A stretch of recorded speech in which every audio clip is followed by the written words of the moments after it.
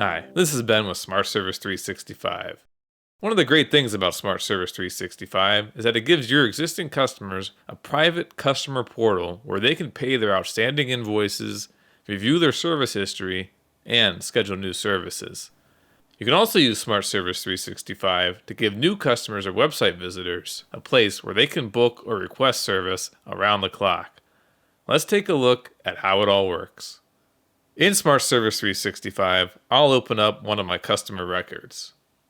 If I have the right permissions enabled, I'll see this portal button. Clicking this will allow me to text or email my customer a link to their unique customer portal. When they open this link, they'll see this screen where they can book a job, pay outstanding invoices, email my company, or give me a phone call.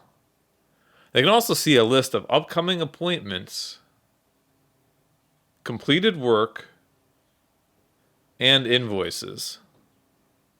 They can download each of these records as a PDF or make an encrypted payment by entering their payment information. If they'd like to book a service, the customer can click this button, then choose from one of my set appointment types.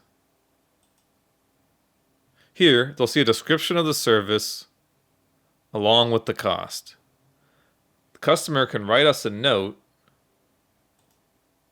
then choose a time for the service to take place. The times here reflect the availability of my technicians.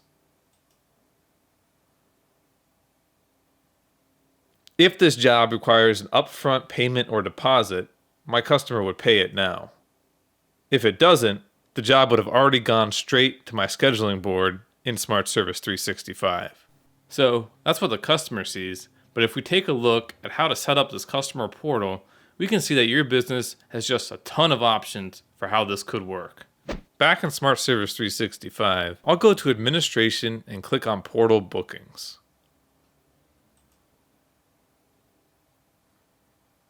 Here, I'll see a list of available services customers can book. Already, you can see a lot of the options I have. I can determine which events show up for existing customers, new customers, if I want to display the price, what that price is, if I want to require a payment at the time of the booking, or just a partial deposit. If I don't want to charge the customer yet, I can leave all of these payment options empty.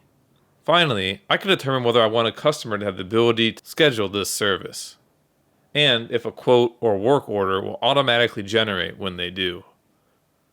Let's set up a new event to see all of these options in action. To do this, I'll click this plus button, then describe the new service I'd like to create. For this HVAC inspection, I want to give both new and existing customers the ability to book the service.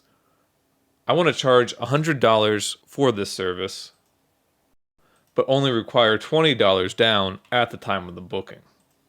Again, I don't have to display pricing or charge customers to allow them to book with my company if I don't want to.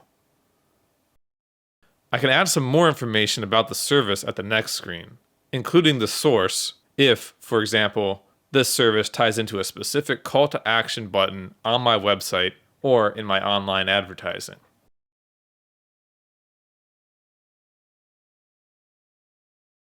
Next, I'll decide if I want Smart Service 365 to create an appointment on the scheduler every time this service gets booked. If I leave the waiting button checked, this event will appear on my waiting list, allowing my office dispatchers to schedule it manually.